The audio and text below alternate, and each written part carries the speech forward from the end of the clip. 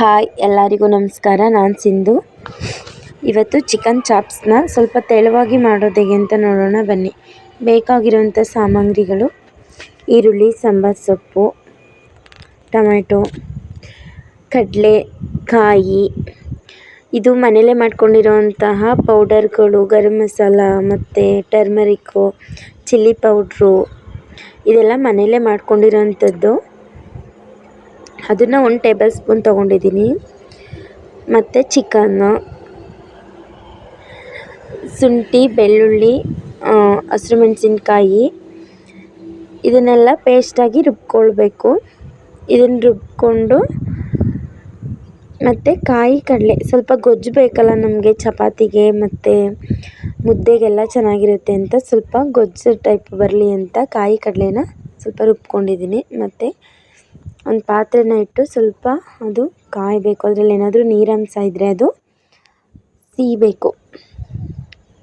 ಕಾದಿದೆ ಈಗ ಪಾತ್ರೆ. 2 ಟೇಬಲ್ ಸ್ಪೂನಷ್ಟು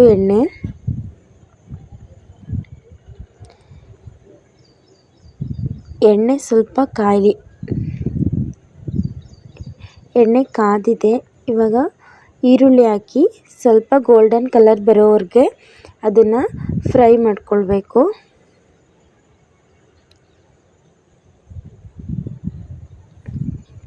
ನಾನು ಸ್ವಲ್ಪ ಜಾಸ್ತಿ ಮಾಡ್ತಾಯಿದ್ದೀನಿ ಚಾಪ್ಸ್ನ, ಅದಕ್ಕೆ ನಾನು ಸ್ವಲ್ಪ ಐಟಮ್ಸ್ ಜಾಸ್ತಿ ಹಾಕ್ಕೊಂಡಿದ್ದೀನಿ. ನಿಮ್ಗೆ ಎಷ್ಟು ಬೇಕು ಅದಕ್ಕೆ ನೀವು ಐಟಮ್ಸ್ನ ಹಾಕ್ಕೋಬೇಕು.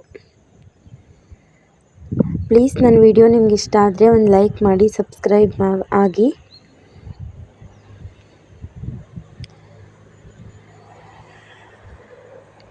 ಈರುಳ್ಳಿ ಸ್ವಲ್ಪ ಹಸಿ ವಾಸನೆ ಹೋಗೋ ತನಕ ಫ್ರೈ ಮಾಡಿಕೊಂಡು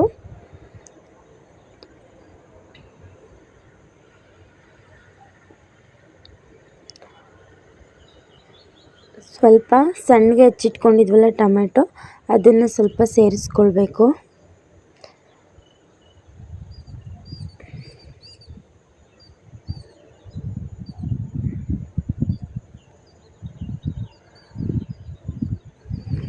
ಎರಡನ್ನೂ ಮಿಕ್ಸ್ ಮಾಡಿ ಫ್ರೈ ಮಾಡ್ಕೊಳ್ಳಿ.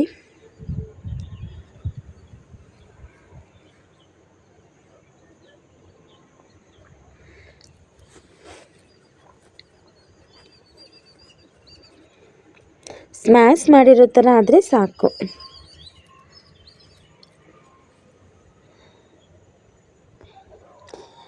ನಮ್ಮ ಹಳ್ಳಿಗಳಲ್ಲಿ ಸಿಂಪಲ್ಲಾಗಿ ನಾವು ಇದೇ ಥರ ಮಾಡ್ಕೊಳ್ಳೋದು.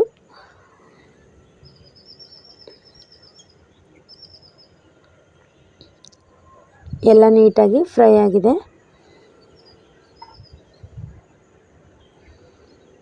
ಇವಾಗ ನಾವು ಮಸಾಲೆ ರುಬ್ಕೊಂಡಿದ್ದೋ ಪೇಸ್ಟು, ಶುಂಠಿ, ಬೆಳ್ಳುಳ್ಳಿ, ಹಸಿರು ಮೆಣಸಿನ್ಕಾಯಿ ಎಲ್ಲ ಅದನ್ನು ಸೇರಿಸ್ಕೊಂಡು ಸ್ವಲ್ಪ ಅದನ್ನು ಫ್ರೈ ಮಾಡ್ಕೊಳ್ಬೇಕು. ಅದರಲ್ಲಿರೋಂತಹ ಹಸಿ ಸ್ಮೆಲ್ಲೆಲ್ಲ ಹೋಗಬೇಕು.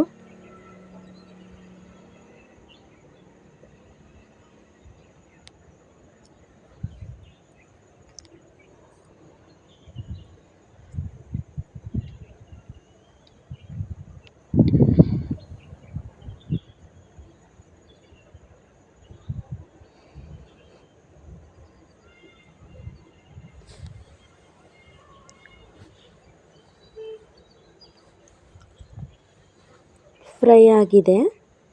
ಇವಾಗ ನಾವು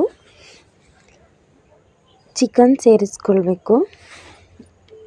ನಾನಿಲ್ಲಿ 1/4 kg ಅಷ್ಟು ಮಾಡ್ತಾಯಿದ್ದೀನಿ ಚಿಕನ್ನ.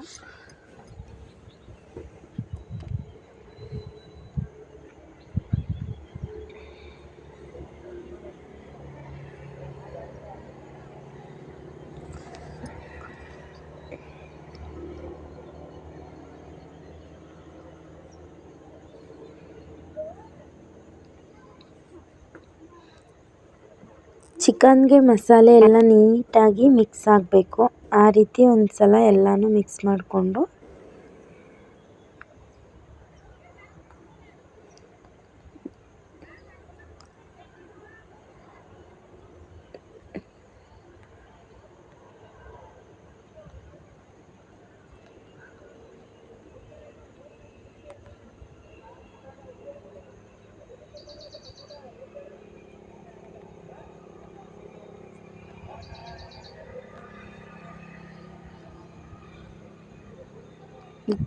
ನಾವು ಮಸಾಲೆ ಎಲ್ಲ ಇಟ್ಕೊಂಡಿದ್ವಲ್ಲ, ಆ ಮಸಾಲೆನ ಪೌಡರ್ಗಳನ್ನ ಸೇರಿಸ್ಕೊಳ್ಬೇಕು. ಇದು ಮನೇಲೇ ಮಾಡ್ಕೊಂಡಿರೋಂಥದ್ದು. ನಾವು ಅದನ್ನು ಸಹ ಚಿಕನ್ಗೆಲ್ಲ ನೀಟಾಗಿ ಮಿಕ್ಸ್ ಮಾಡಿಕೊಂಡು, ಅದು ಟೇಸ್ಟ್ ಎಲ್ಲ ಚಿಕನ್ಗೆ ಹಿಡಿಬೇಕು, ಖಾರ ಎಲ್ಲ. ಟರ್ಮರಿಕ್ ಪೌಡ್ರನ್ನ ಮನೇಲೇ ಮಾಡಿಲ್ಲ, ಅದು ಅಂಗಡಿಯಿಂದ ತಂದಿರೋಂಥದ್ದು. ಇನ್ನು ಮಿಕ್ಕಿದ್ದೆಲ್ಲ ಮನೇಲೇ ಮಾಡ್ಕೊಂಡಿರೋಂಥದ್ದು. ಅಂದರೆ ಯಾವುದೋ ಫಂಕ್ಷನ್ಗೆ ಮಾಡಿರೋಂಥದ್ದು ಇತ್ತು, ಅದನ್ನೇ ಸೇರಿಸ್ತಾ ಇದ್ದೀನಿ. ಇನ್ನು ಸ್ವಲ್ಪ ಖಾರ ಕಮ್ಮಿ ಆಯಿತು ಅಂತ ಅನ್ನಿಸ್ತು, ಹಾಗಾಗಿ ಇನ್ನು ಸ್ವಲ್ಪ ಚಿಲ್ಲಿ ಪೌಡ್ರನ್ನ ಹಾಕ್ಕೊಂಡಿದ್ದೀನಿ. ನಿಮಗೆ ಖಾರ ಎಲ್ಲ ನೋಡಿಕೊಂಡು ನೀವು ಮಾಡ್ಕೊಳ್ಳಿ.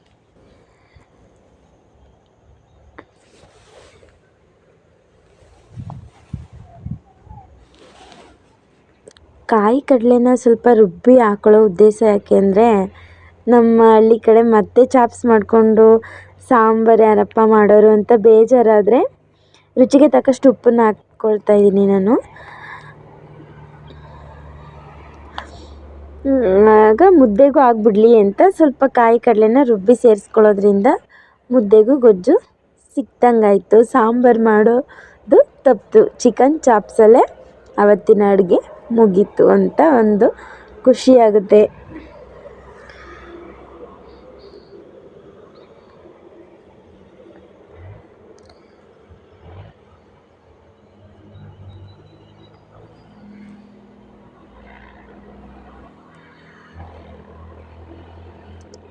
ಈಗ ಸೊಪ್ಪುಗಳು, ಅಲ್ಲಿ ನಾನು ಯಾವ್ಯಾವ ಸೊಪ್ಪನ್ನ ಸೇರಿಸಿದ್ದೀನಿ ಅಂತ ಅಂದರೆ, ಪುದೀನ ಸೊಪ್ಪು, ಸಾಂಬಾರು ಸೊಪ್ಪು, ಸ್ವಲ್ಪ ಮೆಂತ್ಯ ಸೊಪ್ಪನ್ನು ನಾನು ಕಟ್ ಮಾಡಿ ಇಟ್ಕೊಂಡಿದ್ದೀನಿ, ಒಂದು ಬೌಲಷ್ಟು. ಅದನ್ನು ಸೇರಿಸ್ಕೊಳ್ತಾ ಇದ್ದೀನಿ.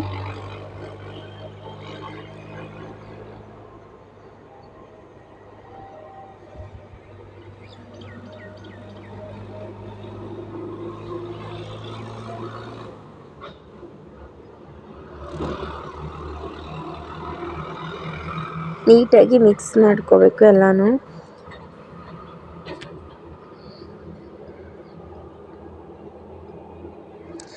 ನಾನು ಕುಕ್ಕರಲ್ಲಿ ಮಾಡ್ತಾಯಿದ್ದೀನಿ ಅಷ್ಟೇ, ವಿಷಲ್ ಏನೂ ಹೊಡೆಸ್ತಾ ಇಲ್ಲ. ಅಂದರೆ ಕುಕ್ಕರಲ್ಲಿ ಮಾಡಿದ್ರೆ ಸರಿ, ಸ್ವಲ್ಪ ದೊಡ್ಡದಾಗಿರುತ್ತೆ ಪಾತ್ರೆ ಅಂತ ಮಾಡ್ತಾಯಿದ್ದೀನಿ ಅಷ್ಟೇ.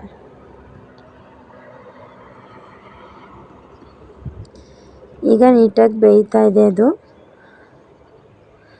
ಉಪ್ಪು ಖಾರ ಎಲ್ಲ ಇವಾಗಲೇ ಚೆನ್ನಾಗಿ ಅದಕ್ಕೆ ಹಿಡಿಬೇಕು. ನಮ್ಮ ಮನೆ ಚಾಪ್ಸಲ್ಲಿ ಮುದ್ದೆ ತಿನ್ನೋದಕ್ಕೆ ಎಲ್ಲರೂ ಇಷ್ಟಪಡ್ತೀವಿ, ಹಂಗಾಗಿ ನಾನು ಜಾಸ್ತಿ ಚಾಪ್ಸ್ನೇ ಮಾಡ್ಕೊಳ್ಳೋದು. ನೀವೊಂದ್ಸಲ ಟ್ರೈ ಮಾಡಿ, ನಿಜ ಚೆನ್ನಾಗಿರುತ್ತೆ.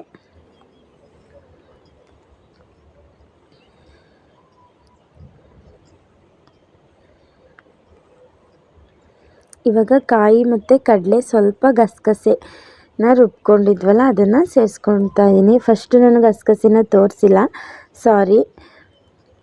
ಅಂದರೆ ರುಬ್ಬಬೇಕಾದ್ರೆ ನನಗೆ ಸ್ವಲ್ಪ ಅದು ನೆನಪಾಯಿತು ಹಾಕಬೇಕು ಅಂತ, ಹಂಗಾಗಿ ಅದನ್ನು ಕಾಯಿ ಕಡಲೆ ಜೊತೆ ಹಾಕ್ಕೊಂಡಿದ್ದೀನಿ. ಚಕ್ಕೆ ಲವಂಗನ ಹಾಕಿಲ್ಲ ಅಂತಂದರೆ, ನಾನು ಪೌಡರ್ನ ಸೇರಿಸ್ಕೊಂಡಿದ್ದೀನಲ್ಲ ಅದಕ್ಕೆ ಅದನ್ನು ಹಾಕಿಲ್ಲ. ಈಗ ನಿಮಗೆ ಎಷ್ಟು ಹದದಲ್ಲಿದ್ದರೆ ಚಿಕನ್ ಚಾಪ್ಸು ಚೆನ್ನಾಗಿರುತ್ತೆ ಮುದ್ದೆಗೆ ಅಂತಂದರೆ, ಅದು ಸ್ವಲ್ಪ ತೀರ ಸಾಂಬಾರು ಥರನೂ ಆಗಬಾರ್ದು, ತೀರ ಗೊಜ್ಜು ಥರನೂ ಆಗಬಾರ್ದು. ಆ ಹದದಲ್ಲಿ ನೀವು ಮಾಡ್ಕೊಳ್ಳಿ. ತೀರ ತೆಳ್ಳಗಾಗ್ಬಿಟ್ರೂ ಟೇಸ್ಟ್ ಇರಲ್ಲ, ತೀರ ಗಟ್ಟಿ ಆಗಿಬಿಟ್ರೆ ಆಮೇಲೆ ಗೊಜ್ಜೆ ಸಿಗಲ್ಲ, ಹಂಗಾಗ್ಬಿಡುತ್ತೆ. ಒಂದು ಹದದಲ್ಲಿ ಮಾಡ್ಕೊಳ್ಬೇಕು.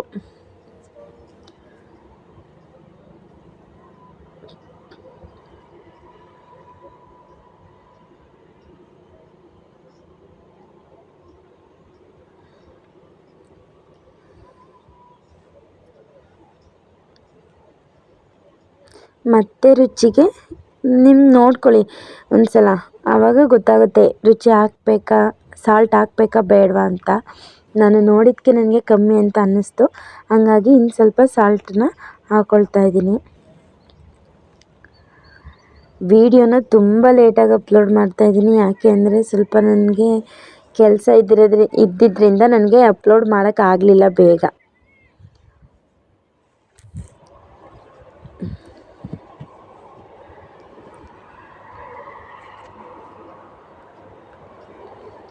ಇವಾಗೆಲ್ಲ ಕುದೀತಾ ಇದೆ, ಸ್ವಲ್ಪ ಬೇಯಬೇಕು. ಅದು ಚಿಕನ್ಗೆ ನೀರೆಲ್ಲ ಹಾಕಿರ್ತೀವಲ್ವ, ಅದೆಲ್ಲ ಮಸಾಲೆ ಎಲ್ಲ ನೀಟಾಗಿ ಒಂದು ಸಲ ಕುದಿ ಬರಬೇಕು. ಇದು ಬಾಯ್ಲರ್ ಚಿಕನ್ ಆಗಿರೋದ್ರಿಂದ ಅದಕ್ಕೆ ಏನು ಜಾಸ್ತಿ ಬೇಯಿಸೋ ಅವಶ್ಯಕತೆ ಇರಲ್ಲ. ಅದು ಬೇಗನೆ ಬೆಂದ್ಬಿಡುತ್ತೆ. ಈಗ ಆಲ್ಮೋಸ್ಟ್ ಆಗಿದೆ. ಇವಾಗ ಸ್ವಲ್ಪ ಚೆನ್ನಾಗಿ ಕಾಣಿಸ್ಲಿ ಅಂತ ಕೊತ್ತಂಬರಿ ಸೊಪ್ಪನ್ನ ಕಟ್ ಮಾಡಿ ಮೇಲೆ ಉದುರಿಸ್ತಾ ಇದ್ದೀನಿ. ಒಂದು ಸಲ ಕದ್ರಿದ್ರೆ ನೀಟಾಗಿ ಆಯಿತು. ಚಿಕನ್ ಚಾಪ್ಸು ಅಥವಾ ಚಿಕನ್ ಗೊಜ್ಜು ರೆಡಿ ಆಯಿತು ಸಿಂಪಲ್ಲಾಗಿ. ನೋಡಿ ರೆಡಿ ಆಯಿತು. ಇದನ್ನು ಚಪಾತಿ ಜೊತೆ ನಾವು ಇವತ್ತು ತಿಂತಾಯಿದ್ದೀವಿ, ಮುದ್ದೆ ಜೊತೆ. Thank you for watching.